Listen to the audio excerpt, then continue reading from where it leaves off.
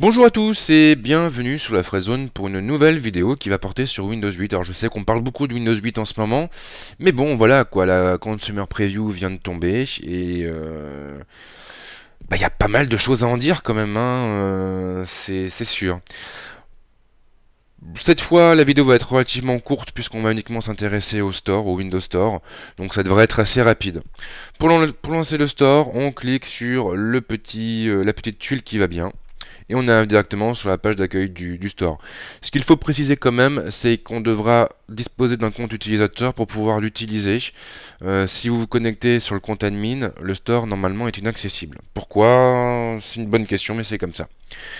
Ce qu'on va avoir aussi, quand même, ce qu'on peut signaler aussi, c'est le fait que le store est vraiment optimisé pour le tactile. L'ergonomie de l'outil, du module, nous vient directement de Windows Phone, et donc on a une navigation horizontale qui n'est pas super adaptée aux grands écrans. Là en l'occurrence je suis sur un 27 pouces, si vous voyez on a quand même beaucoup de vide, hein. Vraiment beaucoup de vide.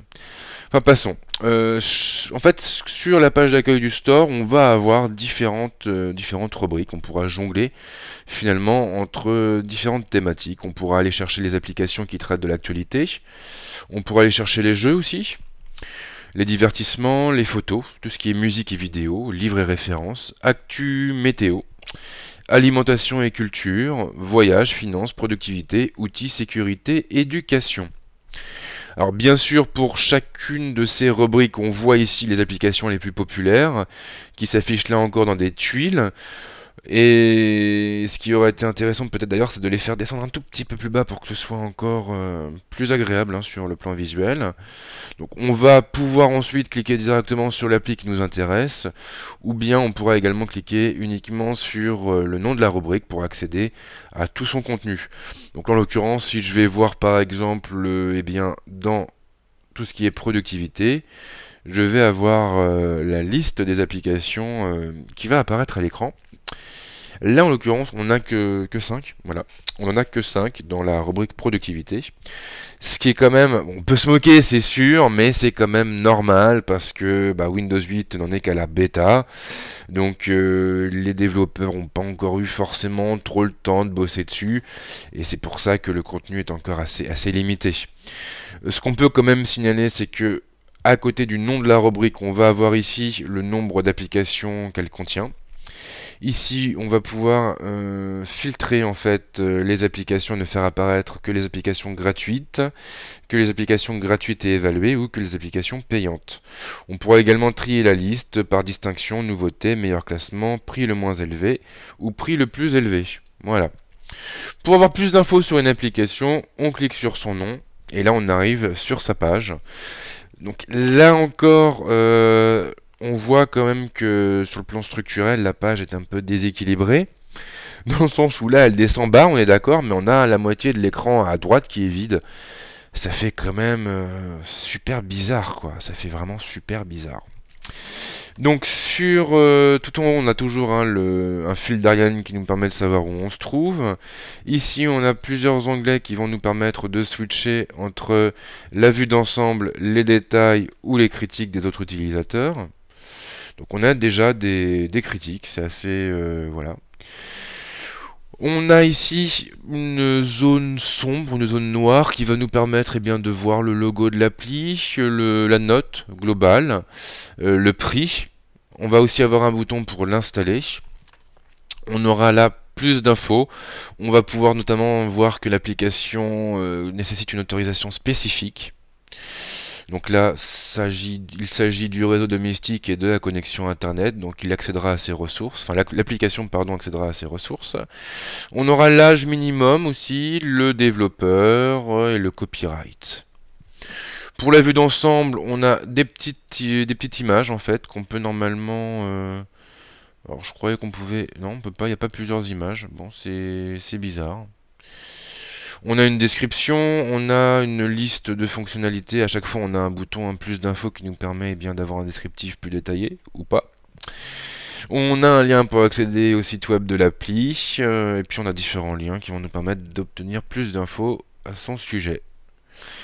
Au niveau des détails, pas de grosses surprises. On va avoir voilà la langue de l'application, le type de processeur pris en charge. Bon, puis toujours les autorisations. Voilà. Au niveau des critiques, voilà, on a aussi les critiques.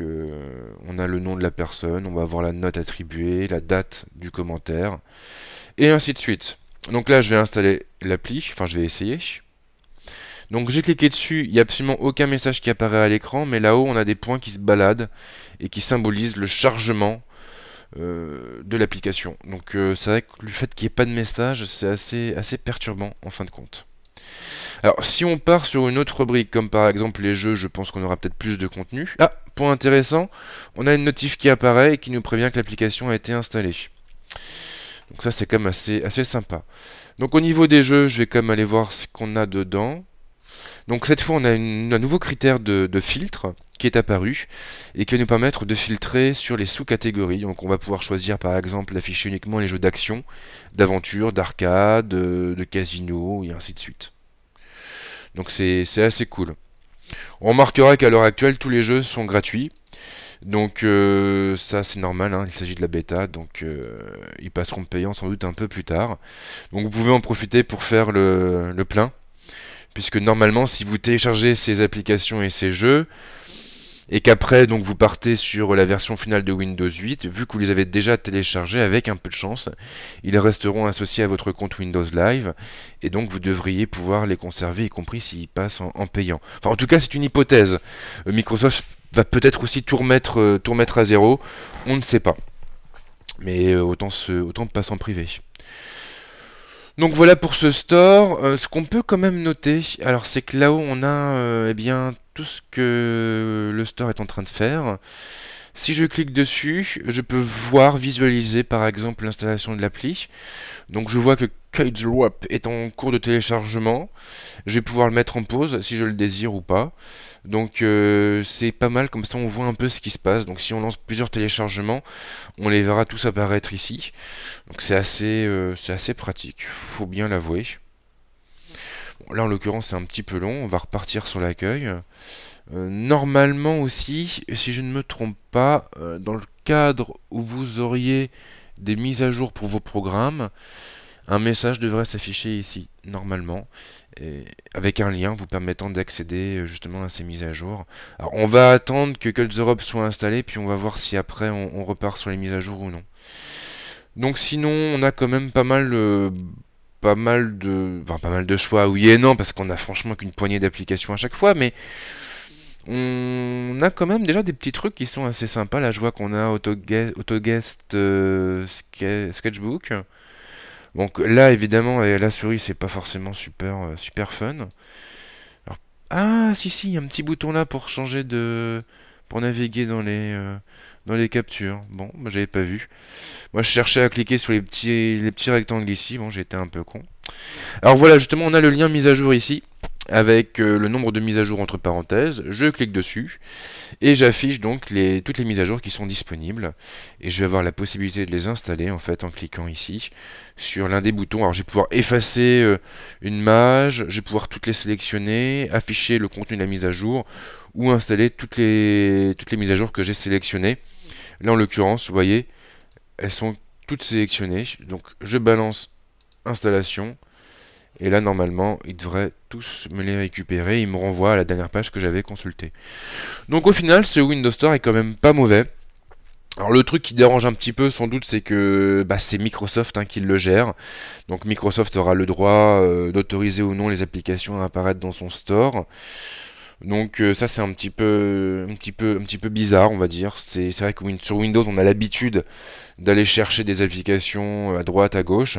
Bon, en même temps c'était pareil sur macOS, et puis finalement le Mac App Store c'est plutôt bien incrusté dans notre quotidien, donc pourquoi pas. Pourquoi pas, peut-être que le Windows Store va aussi rencontrer le succès. Bon, moi il y a juste quelques trucs qui me gênent, c'est vraiment justement cette navigation qui n'est pas adaptée à un grand écran. Je sais pas vraiment ce qu'est en train de faire Microsoft, mais à trop favoriser les terminaux tactiles, il risque de se mettre à dos quand même pas mal d'utilisateurs. Donc voilà pour cette présentation du store. Je vais maintenant m'occuper d'enregistrer d'autres vidéos pour vous montrer encore d'autres modules. Donc n'hésitez pas soit à repasser sur la Fredzone, soit à aller directement vous abonner à ma chaîne YouTube. Voilà, voilà, je vous dis à bientôt sur la Fredzone. Ciao. C'est pas mal. C'est pas mal. Pas maintenant, merci.